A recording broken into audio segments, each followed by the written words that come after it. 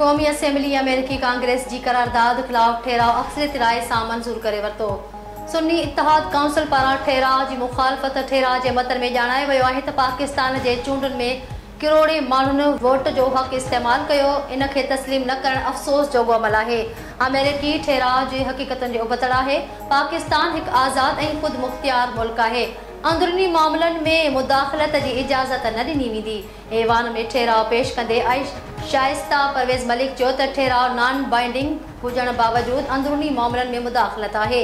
ही ऐवान अमेरिका सां मज़बूत ऐं गॾियल एहतराम जी बुनियादनि ते ॿितरफ़नि लाॻापनि जो अज़म वरजाए थो। अपोज़िशन मेंबर पाकिस्तान जी ख़ुदि मुख़्तियारीअ ते हमले जी हौसला अफ़ज़ाई करे रहिया आहिनि। खेनि शर्म अचणु घुरिजे। सुन्नी इत्तेहाद मेंबरनि जी मुखालफ़त ऐवान में सख़्त नारेबाज़ी ऐं एजेंडा जूं कापियूं फाड़ियूं वयूं। क़ौमी असेंबली मां 18,887 अरब रुपयनि जी वफ़ाक़ी बजट मंज़ूर। ऐवान शिकवारी फाइनेंस बिल 2024-25 जी मंज़ूरी ॾिनी। अपोज़िशन पारां बजट IMF दोस्त ऐं अवाम दुश्मन करार। बैरिस्टर गोहर ऐं असद कैसर KP खे घटि मनसूबा ॾियण ऐं फंड रोकण जो मामलो उथारियो। वज़ीर आज़म वज़ाहत कंदे चयो त KP सभ खां वधीक दहशतगर्दीअ खे मुंहुं ॾिनो आहे। 2010 में आख़िरी NFC एवार्ड ॾिनो वियो हो। इन में सिर्फ़ KP खे दहशतगर्दीअ सबबि 100 फंड ॾिनो वियो, जेको अॼु ताईं मिली रहियो आहे। ॿिए कंहिं बि सूबे खे रुपयो बि न पियो मिले। 590 अरब रुपया ॾियण बावजूदि अॼु ताईं KP में CTG क़ाइमु न थी सघी आहे।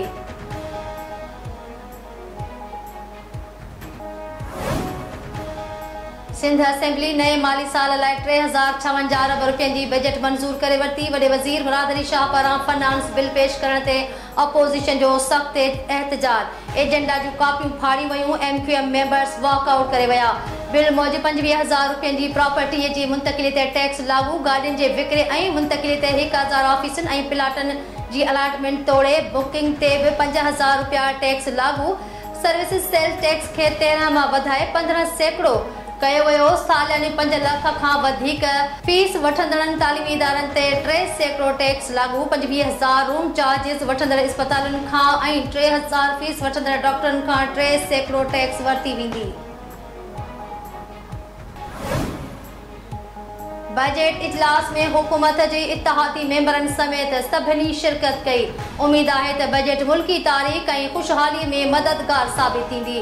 बजट में पघारदार तबके जी पेंशन्स ऐं मज़दूरनि खे रिलीफ ॾिनो वियो आहे। वज़ीर आज़म शहबाज शरीफ़ जूं नाणे वारे वफ़ाक़ी वज़ीर मोहम्मद औरंगज़ेब सां मुलाक़ात में ॻाल्हियूं। वज़ीर आज़म खां पहिरीं नाणे वारे वज़ीर PP चेयरमैन बिलावल भुट्टो ज़रदारी सां मुलाक़ात कई। बजट मंज़ूरी ते बिलावल भुट्टो ज़रदारी जा थोरा मञियाई। Supreme court senator Faisal Vawda ऐं मुस्तफ़ा कमाल जी गैर मशरूत माफ़ी क़बूल करे वरिती। तौहीन अदालत जी कार्रवाई ख़त्म। चीफ जस्टिस पारां फैसल वावड़ा ऐं मुस्तफ़ा कमाल खे अॻिते लाइ एहतियात करण जी हिदायत। चीफ जस्टिस काज़ी फैज़ी सां रिमार्क्स ॾिना आहिनि त सहाफ़त जी आज़ादी ऐं इज़हार जी आज़ादी ॿ धार शयूं आहिनि। हर मामले में अमेरिका जो मिसाल छो ॾिनो वञे थो। हुकूमत तरफ़ां पेट्रोलियम शयुनि ते लिवी चार्जिस वधाइण जी सूरत में 1 जुलाई खां तेल जे अघनि में वाध जो इम्कान। लिवी चार्ज में 5 रुपया फ़ी लीटर वाध जो इम्कान ज़ाहिर। ईंदड़ 15 ॾींहनि ताईं पेट्रोल 7 रुपया 54 पैसा ऐं डीज़ल 9 रुपया 84 पैसा फ़ी लीटर महांगो थी सघे थो। तेल जे क़ीमतुनि बाबति क़तई फ़ैसिलो 30 जून ते फाइनेंस डिवीज़न जी मुशावरत सां कयो वेंदो।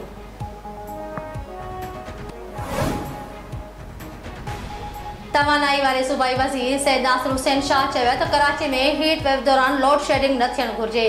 इलेक्ट्रिक हेस्को ऐं सेप्को खे लोड शेडिंग बाबति आगाह करण लाइ पाबंद बणायो आहे। इदारनि खे राति जे वक़्त बि लोड शेडिंग न करण लाइ पाबंद बणायो वियो आहे। ओवर बिलिंग जे हवाले सां शिकायतुनि जो अज़ालो कयो वेंदो।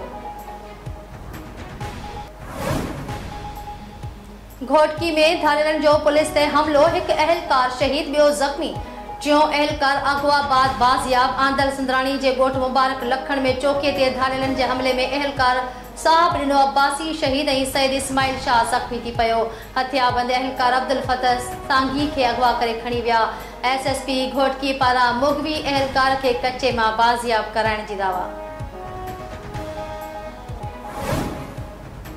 मीरपुर माथेरे जे शहीद सहाफ़ी नसरुल्लाह गडानी जे क़त्ल जे इल्ज़ाम हेठि आयल MNA ख़ालिद लुंड ऐं संदसि 2 पुटनि जी हिफ़ाज़ती ज़मानत मंज़ूर। सिंध हाई कोर्ट ख़ालिद लुंड, नूर मोहम्मद ऐं शहबाज़ लुंड जी 15 ॾींहनि जी हिफ़ाज़ती ज़मानत मंज़ूर करे वरिती।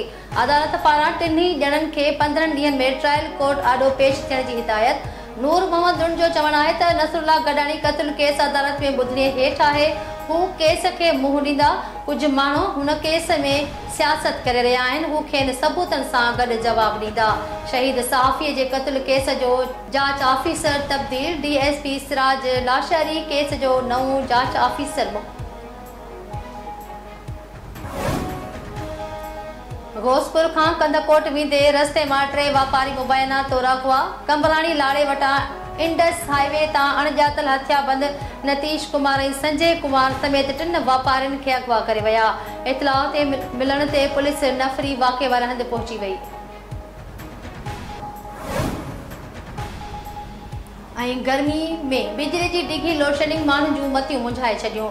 लोड शेडिंग ख़िलाफ़ सिंध ऐं बलोचिस्तान में एहतजाज। नसीराबाद में शहरी इत्तेहाद जे सॾ ते एहतजाजी रैली कढी। हेस्को अमलदारनि ख़िलाफ़ नारेबाज़ी कई वई। अॻुवाननि पारां हथरादू लोड शेडिंग ख़िलाफ़ एहतजाज कंदड़ शहरनि ते दाख़िल करायल केस ख़त्म करे लोड शेडिंग ख़त्म करण जो मुतालबो। टंडो अलहयार जे मंसूर कॉलोनी ऐं अब्बास भाई कॉलोनी जे रहवासियुनि जो मुज़ाहिरो।